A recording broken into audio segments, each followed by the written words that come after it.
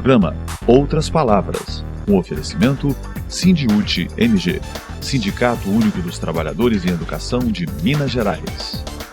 Olá! Nesta edição destacamos a greve dos servidores das Superintendências Regionais de Ensino, SRES, e do órgão central no Educação em Debate. Flashes do 12º Congresso da CUT-MG, que foi aberto com a presença do ex-presidente Lula e teve como eixo central a defesa da democracia e da Petrobras. De Brasília você vai ver as notícias da CNTE.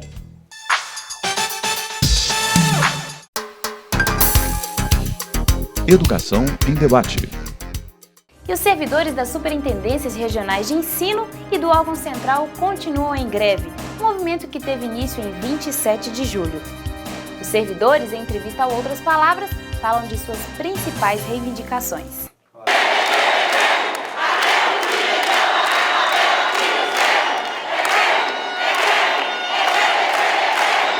Oi, meu nome é Águeda, sou de Montes Claros, meu cargo sou analista da educacional. A gente está reivindicando aqui as correções nas tabelas salariais, porque já tem um bom tempo que a gente vem nessa luta aí e sem ter conseguido ainda o que a gente está querendo. Eu acho que o movimento está além da expectativa. Eu acredito que nós mesmos não acreditávamos que fôssemos conseguir essa adesão, que fosse dessa repercussão que está tendo. Eu acredito sim que a gente vai ter algum retorno. Ainda não temos uma resposta, mas a gente tem uma expectativa positiva porque a gente está realmente convicto daquilo que nós queremos. Meu nome é Claudineide Lima, sou analista educacional do órgão central. Eu acho de grande importância esse movimento, é um movimento histórico, que o pessoal do administrativo da SE não tinha feito greve anteriormente. Então, ver essa mobilização linda desse pessoal, dos técnicos da educação e dos analistas educacional, é uma coisa de grande valia. E eu espero que nós consigamos o nosso pleito, que são pleitos, questões que são justas. Eu trabalho na diretoria de legislações e normas de pessoal da SE, então eu sei que houve uma injustiça que veio desde o governo anterior e espero que o governo atual venha resolver essa situação. A greve dos servidores das SRES e do órgão central teve início em 27 de julho último. A categoria reivindica, entre outros pontos, a correção das distorções das tabelas salariais. Eu sou a Cleudiane, tenho 31 anos de idade, estou na educação como técnica e eu sou eu acabei de entrar na educação pelo Estado e estou aqui porque eu amo minhas filhas.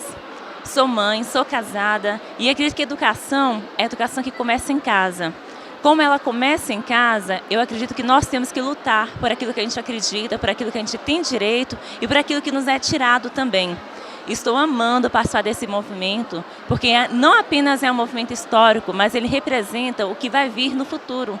Se hoje nós não fazemos essa parte, nós não poderemos reclamar amanhã do que nós teremos que levar à frente. Então hoje eu estou muito feliz por participar desse movimento, não porque ele existe, porque seria muito bom não precisarmos participar de nada assim, termos as nossas propostas aceitas, termos as nossas propostas, elas focadas como a educação como um todo, não apenas parte dela. Mas, no entanto, como isso não aconteceu e há muito tempo nós vemos injustiças acontecerem, estou aqui. Estou em período probatório, sem medo, porque eu sei que estou exercendo um direito que é meu e é um direito de todos nós. Que todos nós possamos focar naquilo que nós acreditamos para que possamos conseguir alcançar também um país melhor.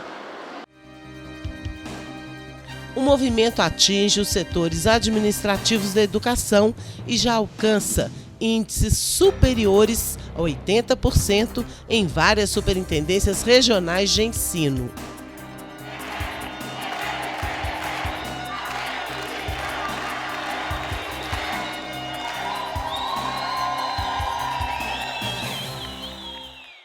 Meu nome é Cristina Rocha, sou da SRE de Juiz de Fora, sou técnica da educação. Quanto ao movimento da greve, o movimento na época é histórico, né? Essa greve das SREs.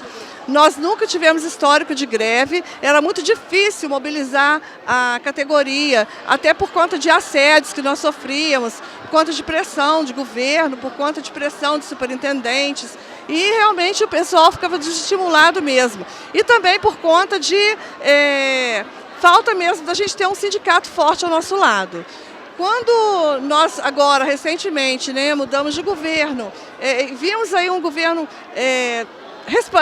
responsável, né, e disposto a negociar com a categoria, disposto a dialogar com a categoria, e também entramos em contato com o sindicato, com o Sindiúti, e vimos aí uma possibilidade da gente poder emplacar nessa greve as nossas reivindicações que já vinham de muito tempo atrás, desde o governo anterior, porque todo esse erro aqui que eu relatei antes vem do governo passado, não é recente não. Então a greve só tem crescido no movimento, a cada dia que passa nós conseguimos mais adesões, superintendência que tinha índice zero de mobilização, como Nova Era, por exemplo, hoje já está lá com índice maior, já existe algum índice de mobilização e o movimento está crescendo. O pessoal entende que não pretende sair da greve enquanto não houver uma negociação favorável ao nosso respeito, às nossas causas, e vamos continuar na mobilização. A coordenadora-geral do Sindiúti-MG, professora Beatriz Cerqueira, diz que a greve é um dos instrumentos da categoria para pressionar o governo. O que é a greve? A greve é a suspensão da minha relação de trabalho. Então a greve tem o intuito de parar o meu trabalho e o resultado que ele gera para pressionar o patrão. É isso que é uma greve. Se você tem uma greve numa fábrica, vai parar a produção dessa fábrica e pressionar o patrão para fazer a negociação. Na escola, suspende a aula para pressionar o governo a fazer a negociação. Nas SRS, suspende o trabalho desenvolvido para pressionar. Então, a greve, ela necessariamente resulta na suspensão das atividades. A greve, ela é específica dessas carreiras das SRS, então não tem uma relação com a sala de aula que continua trabalhando normalmente.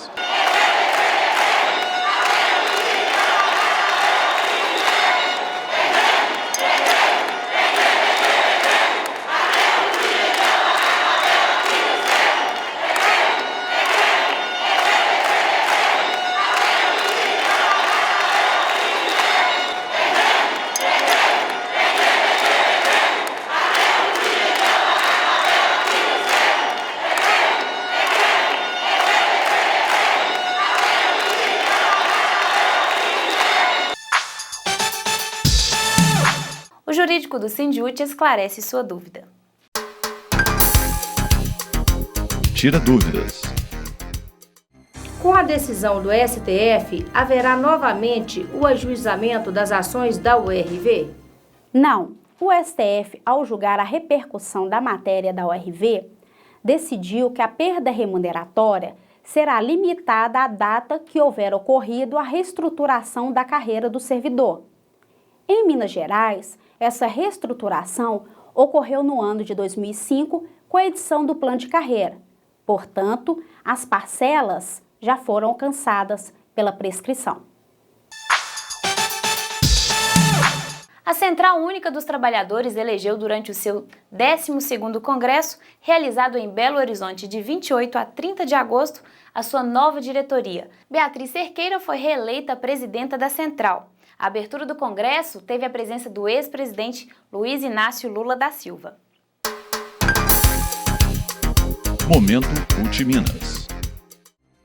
Após a aprovação do regimento interno que abriu oficialmente os trabalhos do 12º Congresso Estadual 12º Secult em Belo Horizonte, na tarde do dia 28 de agosto, a Confederação Nacional dos Metalúrgicos da CUT e o Departamento Intersindical de Estatísticas e Estudos Socioeconômicos, DIEESE, lançaram o livro As Faces da Indústria Metalúrgica no Brasil, uma contribuição à luta sindical.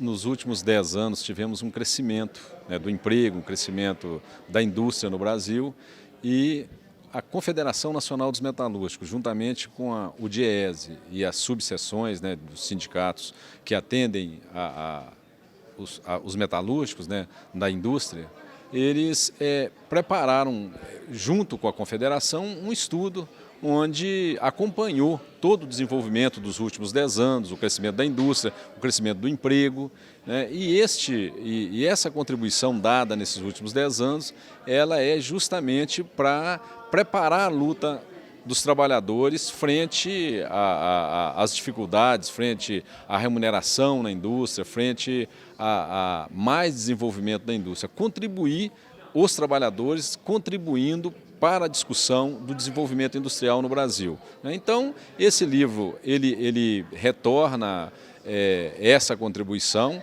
Nós temos desafios, mais desafios a partir agora de um novo ciclo, né? Esse ciclo de desenvolvimento, ciclo de consumo, e nós pretendemos com este livro guardar a história, guardar as etapas de desenvolvimento da indústria no governo Lula e Dilma e fazer com que esse desenvolvimento dê continuidade, que a gente continue num crescimento sustentável da indústria, que é o que é necessário para os trabalhadores, para o país e para a luta dos trabalhadores de uma forma geral, né? Que o país seja um país desenvolvido e com indústria viável para esse desenvolvimento. O livro a gente está tratando, primeiro olhando um período de 10 anos, né? Então, o que foi todo esse processo da indústria, do crescimento com o governo potencializando esse crescimento, e agora a gente tem que olhar também para frente, né? Com todo esse crescimento que a gente viu, tanto do emprego como da indústria, o que a gente pode fazer para frente? Para continuar a luta,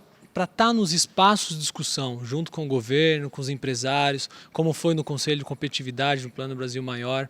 A gente teve nesse período, né, do crescimento, a gente viu o segmento naval crescendo mais de 500%, então a gente saiu lá de 11 mil trabalhadores para fechar com 70 mil trabalhadores no ano de 2013. Né? Agora a gente começa a ver um processo de enfrentamento aí de queda do emprego, como continuar esse crescimento, como continuar a potencializar, né, essa política para a indústria que veio num processo que os trabalhadores contribuíram na rua, contribuíram nos debates com o governo. Como é que a gente mantém esse processo? Você sabe quais são as faces da indústria metalúrgica? Então, cerca de 15 pessoas, 15 técnicos do DIEESE trabalharam a várias mãos, construindo um livro que entra para a história, contando a luta sindical, que contribuições esses trabalhadores e a indústria, de uma certa forma, vem dando para o crescimento do país. Marcelo Figueiredo é um dos autores deste livro e ele nos conta um pouco mais sobre a indústria e as suas contribuições para a luta sindical. Primeiro, esse livro ele registra um período importante da economia brasileira e que mostra um avanço significativo do emprego no setor metalúrgico brasileiro. Praticamente nesse período quase que dobrou a mão de obra no ramo metalúrgico, atingindo quase 2,5 milhões de trabalhadores no ano de 2013. O registro desse trabalho vem contribuir para que esse período seja coberto de dados, informações que possam subsidiar a luta da classe trabalhadora brasileira. E nisso a gente abordou, como você disse muito bem, a várias mãos, vários técnicos do DIEESE puderam dar sua contribuição e nisso fazer com que esse trabalho ele tenha uma diversidade de olhares, que buscam contribuir para a classe trabalhadora brasileira, para os metalúrgicos, que além do crescimento também, eu acho que é importante abordar questões como que marcam o mercado de trabalho brasileiro, como a diferença salarial entre homens e mulheres, diferença salarial por gênero, raça, tá? Então, e também verificar pontos que são um objeto de luta para a classe trabalhadora, lutar contra a rotatividade do mercado de trabalho, que deprecia os salários da maioria da categoria, lutar contra acidente de trabalho, que ainda no setor metalúrgico ainda é superior à média do mercado de trabalho brasileiro. E essa luta sindical, ela vem alcançando seus objetivos, ou seja, vem melhorando esse cenário, o ambiente de trabalho em que essas pessoas se encontram? A luta sindical, ela ela é necessária, ela contribui para essa melhora. A gente tem que sempre buscar, por meio dessa luta, avançar sempre, né? E no processo histórico brasileiro, a luta sindical sempre contribuiu. No Chevrolet Hall, com a presença do ex-presidente Luiz Inácio Lula da Silva, num ato unificado, mais de 4.000 pessoas participaram da abertura do 12º Congresso Estadual da CUT Minas e do 44º Congresso da União Estadual dos Estudantes, UEE. É importante que a gente não perca nunca de vista o que está acontecendo nesse país. Eu acho que nós poderemos fazer as críticas que a gente quiser fazer ao governo.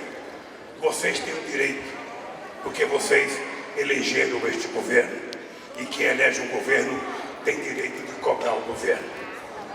Mas é importante que a gente não perca de vista que a gente está vivendo um momento excepcional no mundo. A crise que se instalou em 2008 e que nós decidimos resolver já em 2009, na primeira reunião do G20, até agora, nenhuma decisão que nós tomamos em Londres foi cumprida pelos países ricos. Logicamente que a gente não pode jogar a culpa apenas nos outros. Nós temos que também pensar se o que nós fizemos é certo ou errado, se era o momento certo ou não. Mas a verdade é que nós temos que ter claro. A gente pode discordar do nosso governo, mas ele é o nosso governo. Nós criamos esse governo. Porque este país é muito grande. Este país tem um potencial extraordinário. Este país tem uma classe trabalhadora e um povo fantástico. Este país aprendeu de autoestima. Este país, em dezembro do ano passado, tinha apenas 4,8% de desemprego, que era o menor desemprego que esse país já teve no mundo. A gente está vivendo dificuldade agora, mas quem é que não teve dificuldade? E quando a gente tem dificuldade, a gente não fica chorando a dificuldade. A gente levanta a cabeça e vai resolver o problema. Um momento dedicado especialmente à defesa da democracia e da Petrobras. O Chevrolet Hall lotado significa uma grande articulação de movimento popular que nós temos em Minas Gerais. Estão presentes aqui, além do movimento sindical, muita gente da juventude e movimentos sociais, representando essa articulação de forças que tem nos fortalecido nas lutas aqui no Estado. Nós estivemos na rua durante todo o primeiro semestre de 2015, questionando o modelo de política econômica do governo federal, dizendo que o ajuste não tem que ser pago pela classe trabalhadora. Está na hora dos ricos pagarem essa conta. Nós podemos discutir a taxação das grandes fortunas, nós podemos discutir mecanismos da taxação dos bancos que lucram muito, não tem crise no sistema financeiro, não tem crise para os banqueiros, então tem onde tirar recursos para pagar a conta dessa crise. Esse é o recado que nós demos nas ruas durante todo o semestre e a CUT vai continuar por esse caminho. É uma demonstração clara que a Petrobras ela não é só dos seus trabalhadores, é uma demonstração clara que a Petrobras ela é do povo brasileiro. E que a sociedade tem entendido a cada dia que passa a importância da Petrobras para o desenvolvimento do nosso país, a importância da Petrobras para que o povo brasileiro possa ter uma educação de qualidade, saúde de qualidade, tudo isso que está previsto na lei da partilha com o dinheiro dos royalties do petróleo. Então, para nós é uma satisfação muito grande a gente ver aqui a presidenta da CUT, a Bia, né, com o jaleco da Petrobras. Pudesse eu ter 2.000, 3.000 jalecos para distribuir para todo mundo, tenho certeza que todos sairiam daqui felizes e utilizando o jaleco da Petrobras. Para nós é uma alegria muito grande. Quem luta, educa! Quem luta, educa! Quem luta, educa!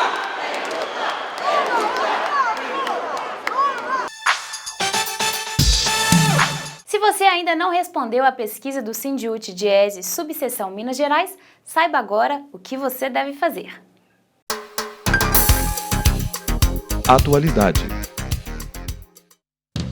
O sindicato, em parceria com a subseção do DIEESE, convida a todos e todas a participarem nos meses de agosto e setembro de uma pesquisa que visa traçar o perfil da categoria. A pesquisa vai levantar informações sobre as características dos trabalhadores e trabalhadoras em educação, condições de saúde, situações no local de trabalho e violência no ambiente escolar.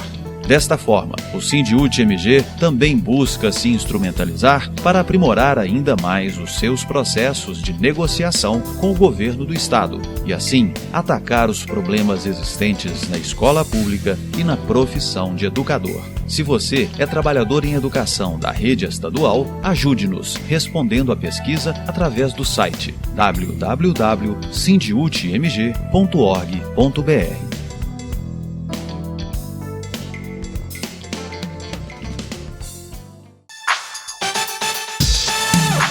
Voltamos à nossa conversa sobre a pesquisa Perfil dos Trabalhadores e Trabalhadoras em Educação de Minas Gerais, agora com o Diego Rossi, da subseção do DIEESE no SINDIUT. Não é isso mesmo, Diego? Tudo bem com você? Tudo jóia, Luiz. Então, essa pesquisa é inovadora porque utiliza a internet, né, como meio para atingir os pesquisados, trabalhadores. Vocês estão confiantes que isso vai dar certo? A gente confia, sim, que vai dar certo, porque a gente sabe do papel que o sindicato tem de fazer as campanhas, então a mobilização das subsedes e tudo. Então, é fácil, as estruturas da subsede, elas vão estar disponibilizadas para poder o pessoal conseguir fazer acessar a pesquisa, de poder ir lá, utilizar o computador, caso aquelas pessoas que não tenham computador em casa ou tenham a internet com dificuldade, seja lenta, dependendo da região onde ela mora. Então, a estrutura do sindicato está aberta para a categoria e todos os trabalhadores estarem utilizando-as para poder responder a pesquisa. Agora, além de professores, tem outras categorias, né? Que vocês consideram trabalhadores de educação. São muitas? Ao todo são 8 categorias, né?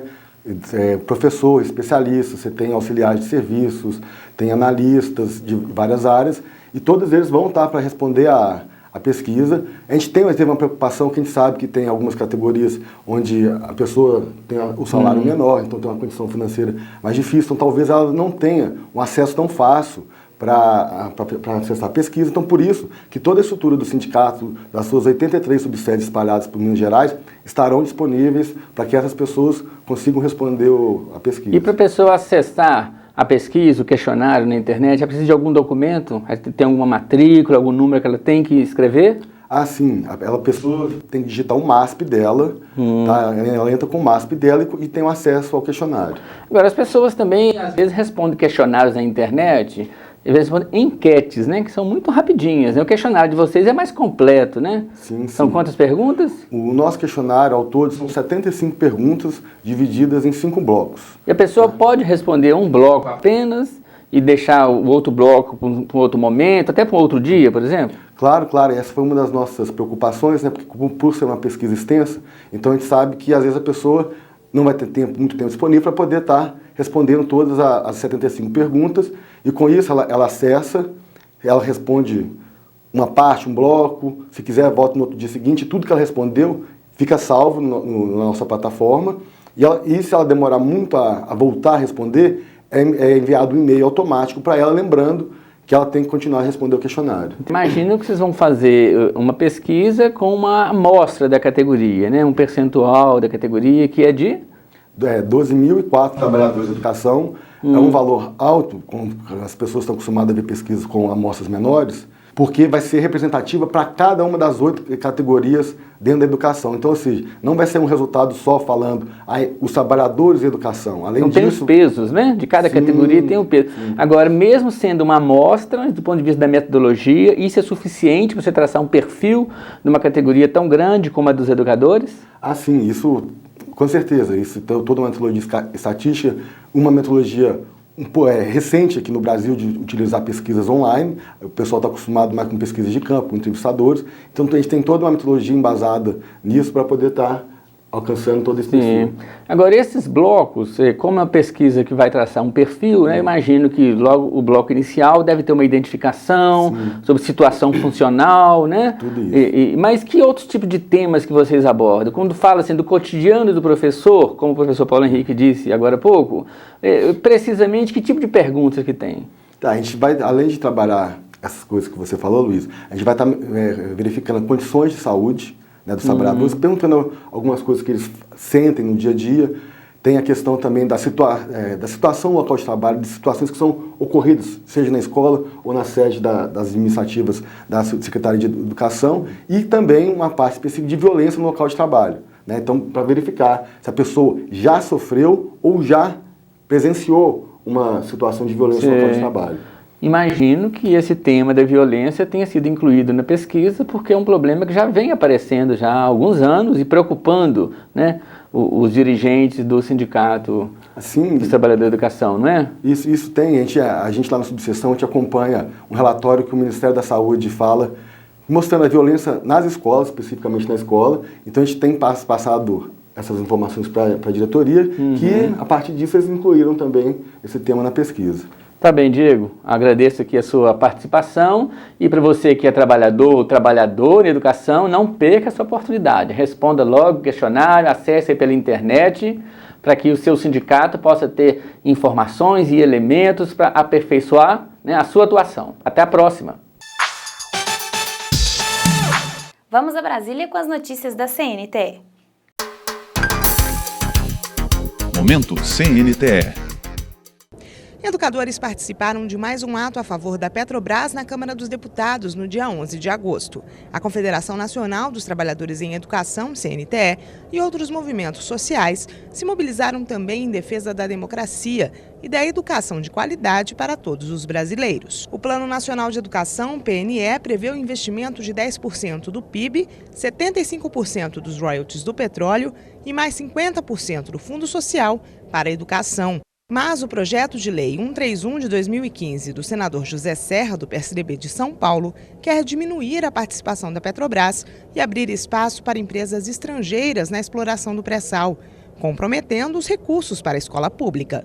Nós ficamos atuando aqui 3 anos e meio de debate do investimento 10% do PIB em educação, e a gente contava com esses recursos, né? A gente já avaliava que já é difícil dobrar investimento em educação sem esses recursos, né? Imagina com esse recurso, imagina sem esses recursos, né? Portanto, para poder universalizar a educação infantil, o ensino médio, para a escola em tempo integral do ensino fundamental, para aumentar as vagas do ensino superior, do ensino tecnológico, para melhorar a infraestrutura da escola, em especial para melhorar o salário dos profissionais da educação em todo o país, são necessários esses recursos. Por isso que nós vamos lutar, participar de todos os atos, participar de todas as mobilizações dentro do Congresso Nacional, para que esse PL não seja aprovado e que a gente consiga que esses recursos fiquem para a educação.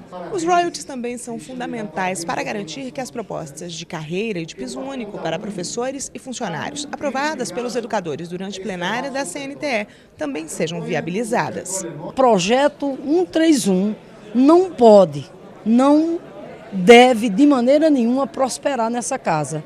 Daí a importância dessa mobilização social de entidades como a CNTE, as entidades estudantis, né, os petroleiros, as centrais sindicais, né, os partidos que têm compromisso, né, com o Estado brasileiro e sabe que o Estado brasileiro forte passa, tá entendendo, por investimentos maciços no campo da educação. Os recursos do pré-sal serão imprescindíveis, por exemplo, para custear o novo piso contido no novo Plano Nacional de Educação.